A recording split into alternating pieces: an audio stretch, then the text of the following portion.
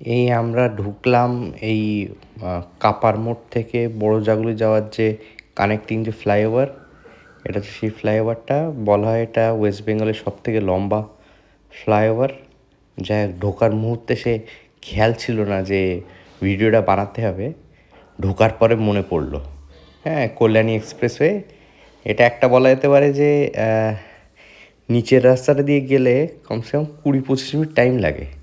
হ্যাঁ, মানে কাপার মোড় থেকে বড় জাগুলি। হ্যাঁ, মানে কল্যাণী এক্সপ্রেসওয়ে থেকে NH-12। কিন্তু এখন এটা রাফলি মানে যাওয়ার পর দেখলাম পড়লো 15 মিনিটের কম, 10-11 মিনিটের মধ্যে পৌঁছে গেলাম। জানি না, ডিপেন্ড করে ট্রাফিক কনজেশনের উপরে। ফ্লাইওভারটা যদিও নিচে নেমে ওই ওই হরিণঘাটার সামনে দিয়ে যায়, বা পাশে হরিণঘাটার ওদের যে আছে ডেয়ারি, বা যে ওদের যে ক্যাম্পাস আছে, তো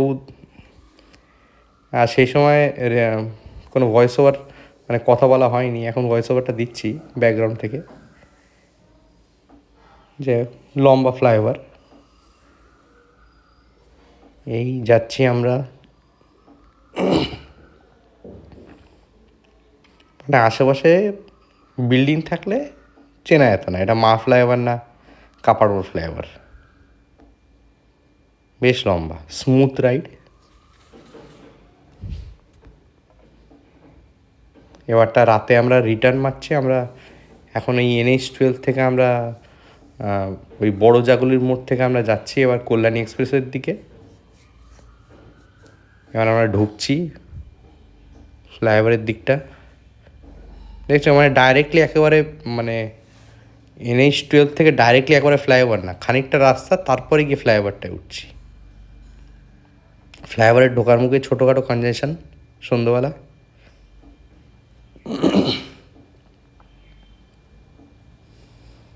এই আমরা ঢুকে গেলাম ফ্লাইওভারে,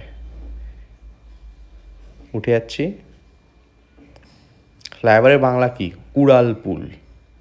যাই হোক, এর লেন্থটা গুগল বাবাই বলতে পারবেন কত এর লেন্থ।